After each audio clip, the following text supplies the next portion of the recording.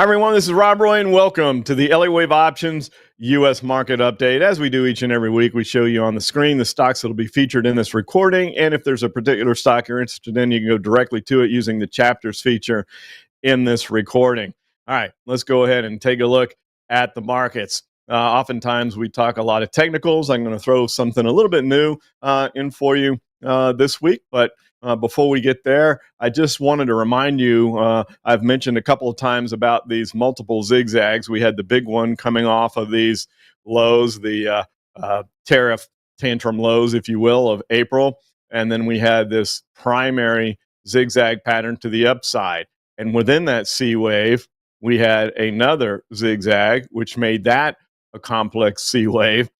And then within that C wave, we had another zigzag pattern that also included this triangle. So this is about as complex as it can get when you're talking about Elliott Wave. Note that there is no 5-wave labeling yet on this move from the tariff lows in April. It's all in zigzag patterns. And if you're familiar with Elliott Wave rules, you know every 5-wave pattern starts with a zigzag. Not every zigzag turns into a 5-wave pattern, but all 5-wave patterns start with a zigzag. So will we be labeling this, or will the software be labeling this as an Elliott Wave pattern in the not too distant future? I wouldn't be surprised. But the key to take away from this is there's a lot going on, but they're all converging. 3 separate levels right here within just about a point of each other, converging at those February highs, which means there is a likelihood that we're going to get there. Now, if we take a look at the 10-day moving average, you can see that currently, and by the way, we are recording this before the market closes on Friday, and before y'all make a bunch of comments on why would you post a recording before the market closes, busy, lots of scheduling going on, lots of opportunities for speaking, etc. So rather get something out there than nothing. So these charts could change a little bit into the close, but it is Friday afternoon, so I wouldn't expect too much of a difference between where we are now and where we close. So just wanted to clarify that moving in. But you can see at least now, unless we rally into the close, we will break below the 10-day moving average. Note this little triangle here, and remember Elliott Wave triangle rules. When you break out of a triangle, at some point you're going to come back and test the point of the triangle. It's just like gaps. We know gaps are going to get filled. We don't know when. Sometimes it's rather quickly. Sometimes it takes a while. Our AI data tells us 94% of gaps get filled. Doesn't mean every gap gets filled, but that's most of them. Same thing happens with a breakout of a triangle. Sometimes you immediately come back and test the point. Sometimes it takes a while. But what I wanted you to see is even if we do drift down a little bit lower here, getting to the point of the triangle doesn't change any of the zigzags. It doesn't disqualify any of them, even the most recent one. So everything would still be in place, even if we work our way back down here to the midpoint of that triangle. And I'll give you the price level of that right now. So that's up at 590. So even if we come down to test 590, we don't change any of the patterns. So that's what we'll be looking at for now. Let's take a look at the VIX, which is staying slightly elevated. Not significantly so, and with all the unrest between the war between Israel and Iran, you might have thought that we would have had an even higher spike. I did. I thought we might, but we haven't. We're just staying now in the range between 17.5 and 22.5, which is where we were. That was resistance back at the beginning of the year, and we've traded in this area a lot, as you can see, save from the big spikes that we did get during the tariff tantrum period. But from there, we've worked our way back down. So we are in a period of heightened volatility, which can be fun from an options trading standpoint, as long as you're putting on spreads, because you have to sell some premium against what you're buying. You don't want to just be buying options with this kind of slightly elevated liquidity, but it does give you an opportunity to put on trades to neutralize that just a bit. So unless we break above 22.5 and start really spiking up, I still feel like those zigzags are in play, and we have the likelihood of moving a bit higher in the markets as perhaps we drift back down towards this 15 level right here. Looked like we were going to get there. We got awfully close before we moved back up towards that 22 level. So I'm just going to extend these levels out. That's the big channel there of support on the VIX. And if we can break below that and stay there, you can see that we didn't have a follow through day. We broke below it here, no follow through day, broke below it here, no follow through day. So you can see why we talk about these rules that you have to have a follow through or confirmation day. It works on every chart, even including the VIX. All right, let's take a look at the bond market, which has so far been fairly cooperative. And this is where I wanted to add something in. We talk a lot of technicals, we talk zigzags, Elliott Wave, all those things that are great from this software. And by the way, if you haven't gotten a copy of the software, go to hubb.com. It's free. You get free Elliott Wave. You do get an opportunity to subscribe to the AI signals if you want them, but you don't have to. You can get the software completely for free with the Elliott Wave. Now, looking at this chart of TLT, you can see how the bond market is cooperating. A lot of people are a little confused about that. Why aren't we having a bigger move one way or the other? Why aren't we really concerned about the debt and prices are falling on bonds and yields and rates going up? And if we are looking towards a Fed rate cut at some point in time, looks like that's going to be September, maybe. That's not even a high, it's only like a 59% chance of September, but we did have Fed Governor Waller come out today and say he wouldn't rule out a cut in July, but he doesn't think he is in a majority of the voting members of the FOMC. So take that for what it is. It's just there's one person at least that would be in favor of cutting rates sooner rather than later. But I wanted to show you from the guys, from the data scientists, if you will, at the Hub organization that create the AI signals. They provided me with some macro charts. So let's take a look at something a little bit different than what we're used to.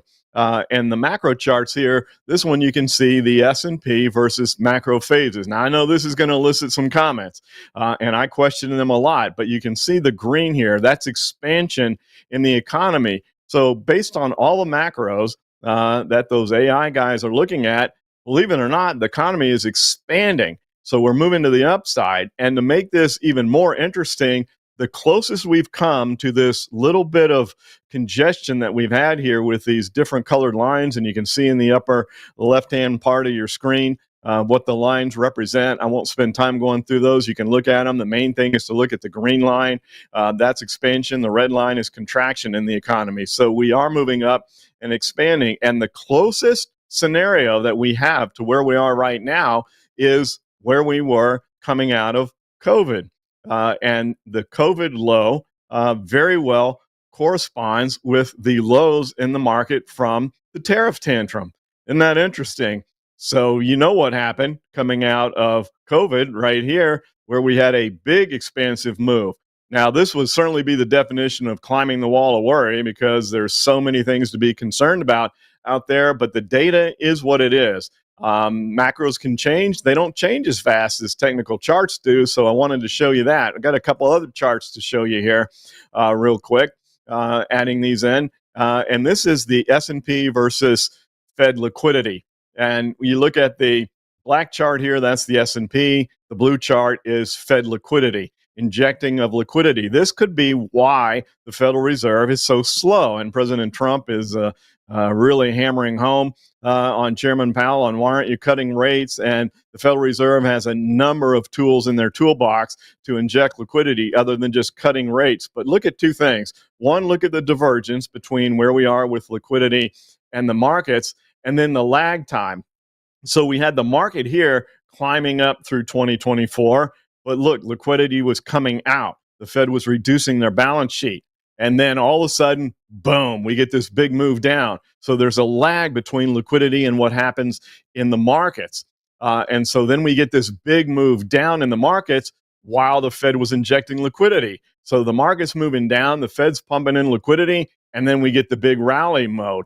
And so then we pull some liquidity back out, but the Fed has reversed courses. Even though they're not cutting rates and easing in that way through quantitative easing, they are injecting liquidities through other avenues, and they've been very quiet about that. They're not talking about it. I don't think they really want people to know all the different tools they have in their arsenal. But we have had an injection of liquidity, and that could be the catalyst for the next move higher in the markets. So pretty interesting there. And remember, there's a little bit of a lag. So with this injection of liquidity, we've been moving up, but that's moving up from this last injection that occurred here.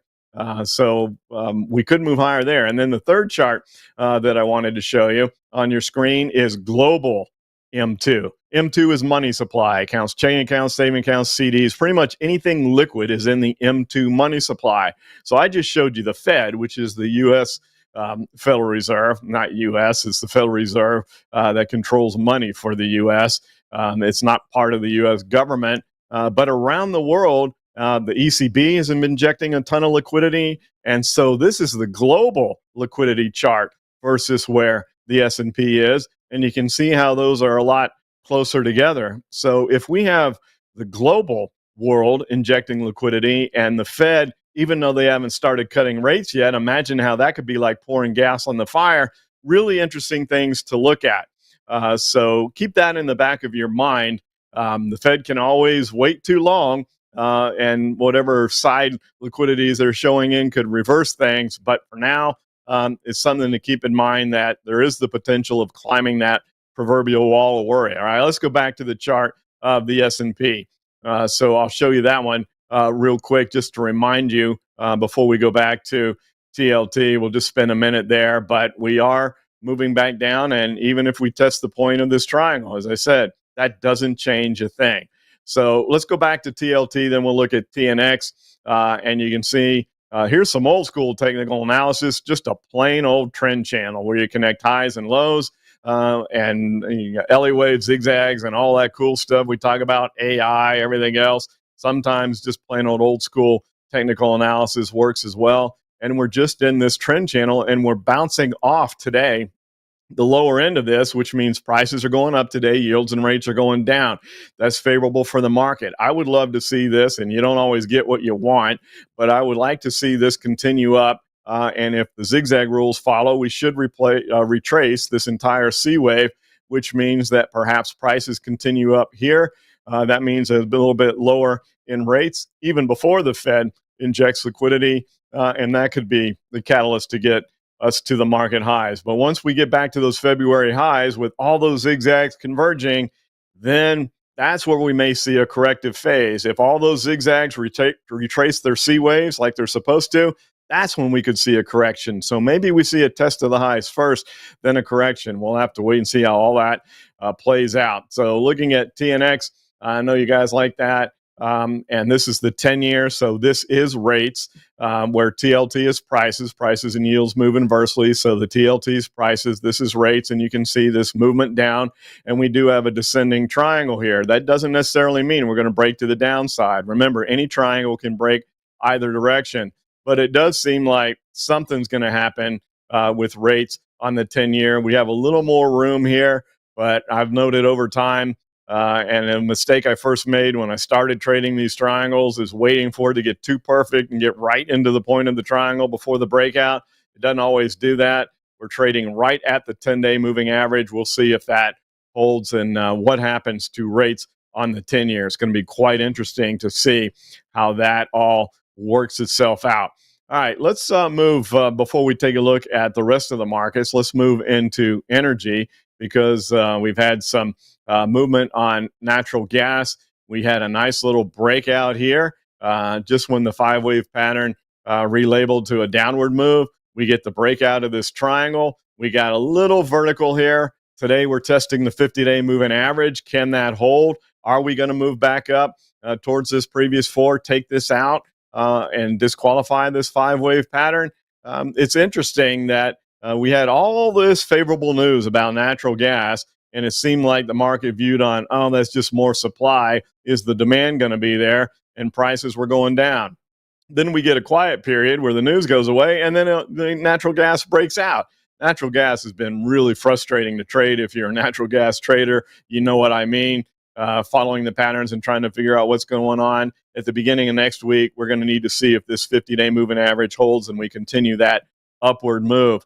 Oil, a little easier to predict with what's been going on with the war between Israel and Iraq and their threats to block the Straits of Hormuz and all that kind of stuff. That could definitely give another leg higher to the price of oil. 25% of the world's oil supply goes through those straits. So if they tried to sink a ship or plant mines or whatever they've been talking about. That could give us another leg. But for now, right now, where we are, we're a little vertical. And so we're kind of trying to consolidate this move right against those highs from January. As you've heard me say, I really still feel that between 60 and 80 is the range that we're going to be in this year. Granted, that did not factor in a war between Israel and Iran when I was talking about that. So we'll see how that plays out, but we're still overbought from the 10-day moving average. So I think we consolidate here a little bit unless something comes out from Iran and the blockade of those straits. For now, we just feel like oil's a little bit overbought and maybe we consolidate just a bit more. But that's a wild card there, and it will be responsive to the news. So kind of difficult to trade USO where we are right now. Also, let's jump into crypto space. And crypto's been struggling here a bit. The concern, if you're long Bitcoin, and I'm showing BITB, I know a lot of you like IBIT. You've made those comments. I understand. But when we're looking here, we can see where we have this potential breakout to the downside here in Bitcoin. And if you're long Bitcoin, you want it to hold right here because we're right in this congestion from the highs in December and January into January. It was resistance here in May.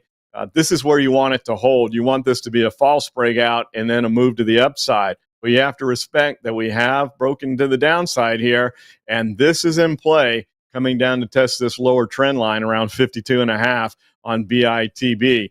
We'll see how this trades over the weekend. And while I'm showing that, Ethereum looked like it was going to play a little bit of catch up like silver had done. With gold, we'll get to those in a moment. But before we do, also, if you're long Ethereum, you need it to hold right now, right here. We're in the same trend channel we were back in February. And if we break this because of the vertical nature of this move, we could fall rather quickly back down to 12.5 on the ETHW. So if you're long Ethereum in the crypto space, again, you want it to hold right now. Let's go to the dollar. So we'll take a look at the dollar. And gosh, we talk a lot about the dollar during TradeFinder. In fact, people are starting to make fun of me because during TradeFinder, I make the comment of, we don't want to lose the dollar. And so people are posting comments, we don't want to lose the dollar, Rob. Are you sure?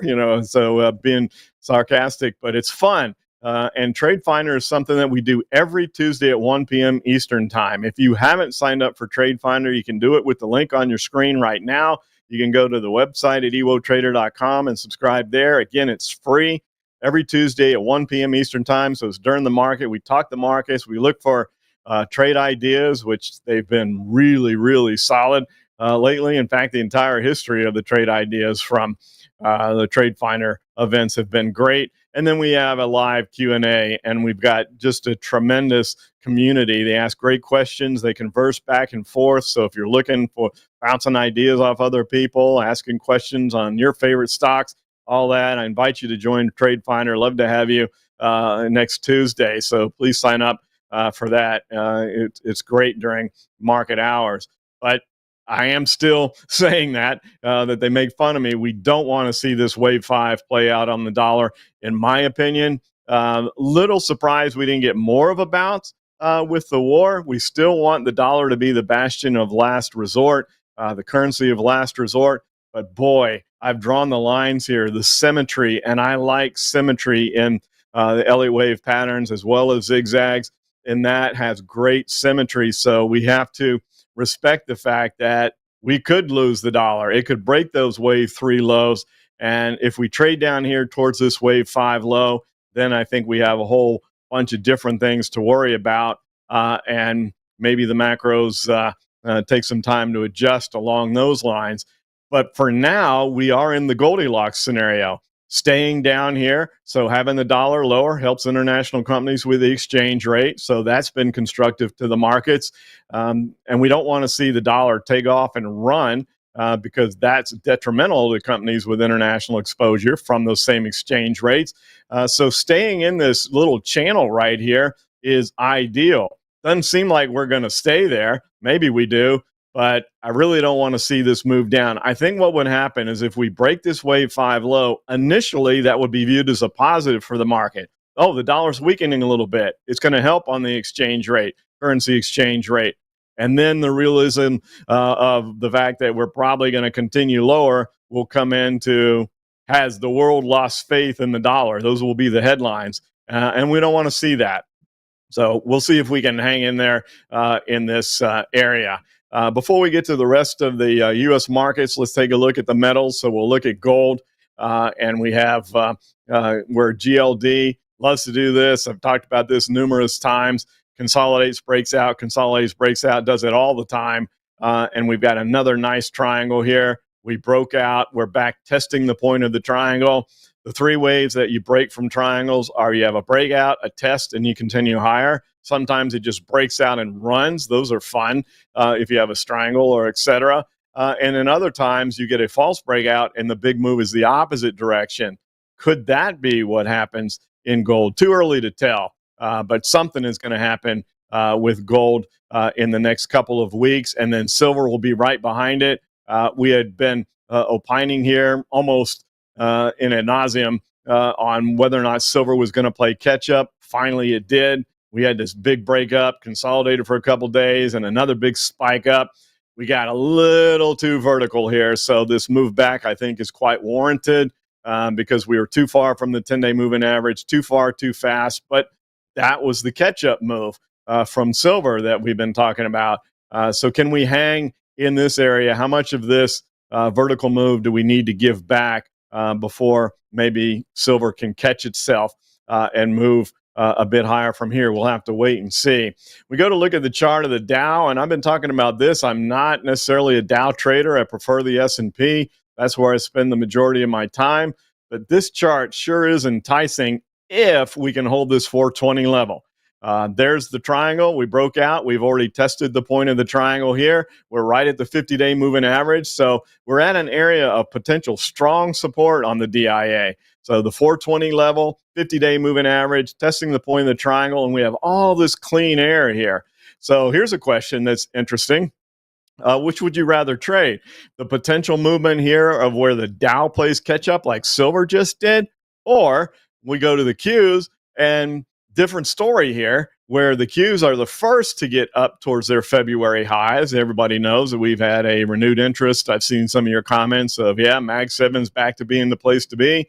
And we did run up almost exactly touching those February highs. And we're staying quite tightly into this little channel that I've drawn here between those February highs and 525 on the Qs. But if we do move higher in the rest of the market, where the S&P goes up to its February highs, the Dow takes a run there, the Qs would then likely break their highs from February. So where would you rather be? Would you rather be in the Qs and all this clean air that we have here because it's broken resistance? Or would you rather be on the DIA that has a lot of catch up to do and could make some rather dramatic moves catching up with the S&P in the Qs? Kind of interesting, isn't it? So it's a personal preference thing there. The IWM, which is the one that tends to move to the beat of its own drummer here, is hanging in there pretty well. It looks very similar to where we were on the S&P. Do we need to come back and test the point of this triangle breakout? I've drawn the line here. It's right at 205. So even a move back down to 205 wouldn't be that negative. Actually, it just would be following rules. But we're trying to hold the 10-day moving average. We do have a wave 4 right at the 61.8% level. We got to respect that, in my opinion. My opinion only, the strongest of all fib levels, 61.8. We don't quite have the symmetry, though, in the chart here, if I were to draw the lines that we do looking at the dollar, et cetera. So when we take a look here, if we hold this point of the triangle right around where the 50-day moving average is, maybe we can get a bid in the IWM. We would need to disqualify this 5-wave pattern first, but if we do, then we're probably coming up to 230 here where that B wave is, and that would be rather interesting. All right, let's get to some stocks of interest. You guys ask about uranium, and while I'm talking about that, just a quick reminder, every month this year, just like we did last year. We're giving away a free level 3 subscription from ewotrader.com. It has our time strategy, which is our income-based strategy. We just closed 2 of those out for gains today. So it's not the big home run stuff, but it's a good way to take advantage of heightened volatility and generate some income, sideways movements, if you will. And we also have the volatility strategy, which is my unique way of doing strangles to capture the breakouts of the triangles. And then our AI-based impulse strategy, which is primarily, but not solely focused on zigzags within the wave 3. You add all those subscriptions together, it's worth thousands of dollars, and we're giving away one free every month. And all you have to do to register is be a subscriber, and please hit subscribe if you haven't already. You can see we're pushing 50,000 subscribers. Help us get to that benchmark. Love to see that. So if you're a subscriber and you post a comment, you're in the drawing. Good luck to everybody. I know a lot of you say, I hope I win. I'd like to give, like everybody to win, but as you know, we can't do that. But hopefully you're the winner this month. So taking a look at uranium, which you've been asking about, and obviously all the news between Israel and Iran. The whole reason this war started is Iran was further along in their uranium enrichment program than they were telling people. And is the U.S. going to have to get involved because Israel doesn't have the bombs to get down to where those facilities are? Ordo, you've heard all that stuff on the news. Will the U.S. drop bombs there and try to bust up those facilities and make them start over again or not? But that's been the big bid between uranium. And look at this move. It's just a really vertical move, maybe a small zigzag there. But we did get overbought. And I talk about this all the time. No security in any time frame gets too far from the 10-day moving average. Not for long. You're going to come back down towards it, or you're going to go sideways and let it catch up, or some combination of the two. But they will come back together. And even uranium's doing that. And we'll see what would happen with uranium if we do drop those bombs and blow up their facilities. It would create another need for it, at least from Iran, right? So is that going to keep this wave 3 going? It's still green. It's still the active wave. It's not confirmed as being done yet. So uranium could go higher, but it was overbought and it needed to pause, and that's what's going on. Looking at Tesla, and Tesla's in the news right now because they're about to start those robo-taxis in Austin. A lot of wait and see, and you can see the charts are waiting to see too, because we've got a triangle formation here, and we've gone sideways a little more, so we just move these lines over, and we formed a larger triangle here on Tesla. Tesla's going to make a pretty significant move here. So the lows are around a little bit above 250. The highs are a little above 350. So there's about $100 move. That's a big move in Tesla. Is going to be coming in a not too distant future. Now, even though we have this wave 4, again, right at the 61.8% fib level, you would want to lean towards Tesla's going lower down to that wave 5 low. Nope, you don't get caught in that. If you believe what Elliott wrote, and if I'm going to follow along with his algorithm, I'm going to place a lot of faith in his own observations. The triangle trumps everything. Forget what the 5-wave pattern looks like. If you have a triangle, it can break either way. But there is going to be a big move in Tesla, one direction or the other. So watch for that. It's very expensive to put a strangle on it. So I think the best case here is wait for the breakout and then trade the direction of the breakout, whether it's up or down. Apple, which really blew their opportunity to get the world thinking that they are embracing more AI-based stuff. They're just resting on their laurels, and so nothing's happening. We're just having this drift down in this 5-wave pattern, and without that, I was hopeful that Apple would get their act together, but they're not. They're going to do acquisitions, etc., but they just don't seem to be on the same page with those that are more visionaries in AI, quantum computing, etc.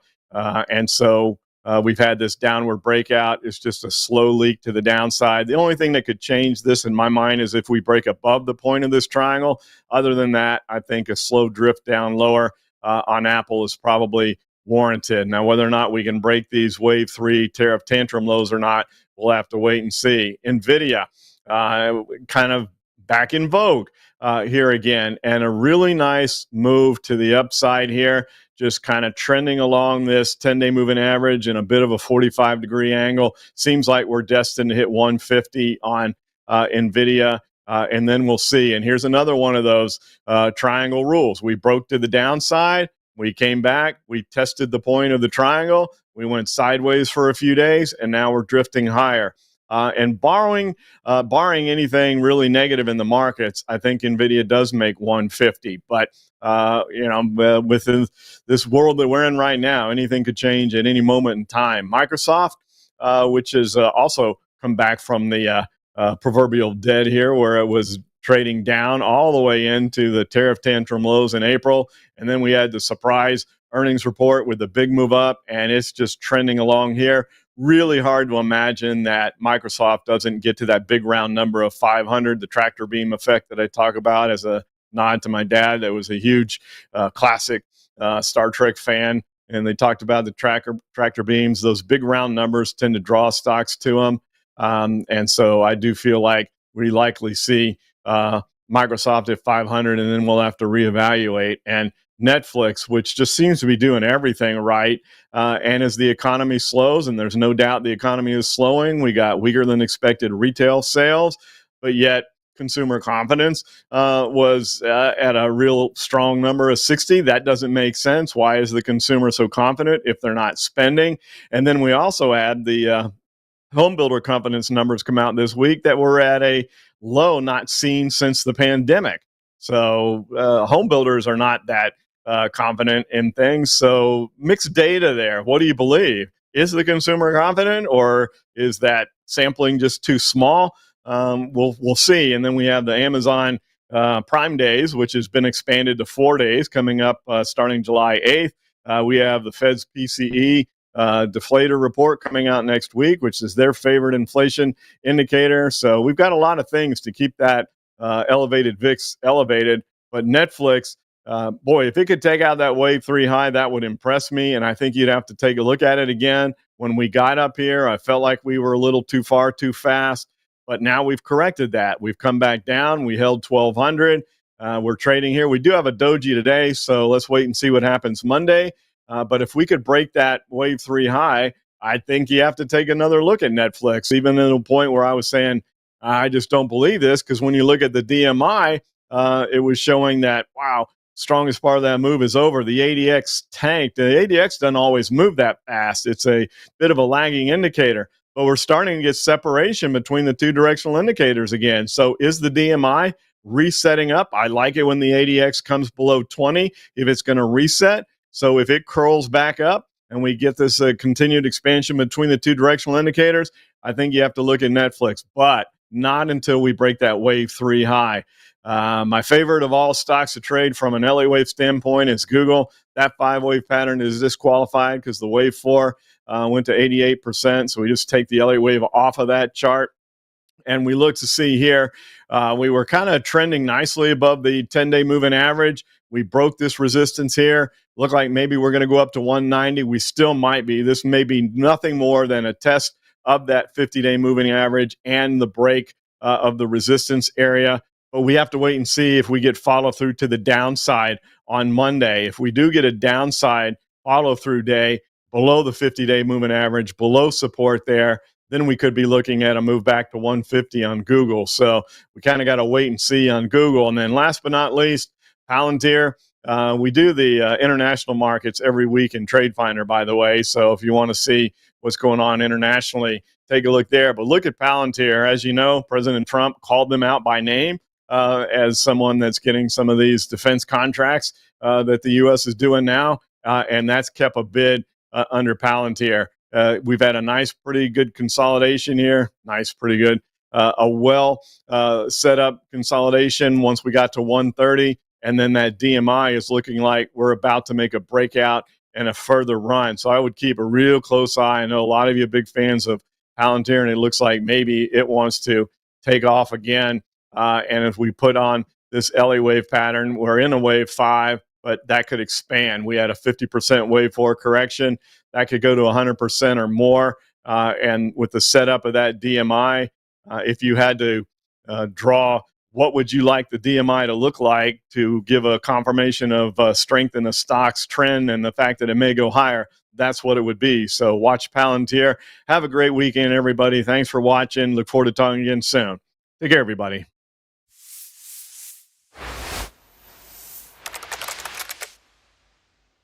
If you like these recordings, I'd like to invite you to join our new TradeFinder Live, where each and every week we do a live webinar where we talk about the market, but we also go a little more in depth into the technical analysis system that we utilize to forecast where the market's likely going to go, and also to identify trading opportunities. Get your free subscription today. Take care, everybody.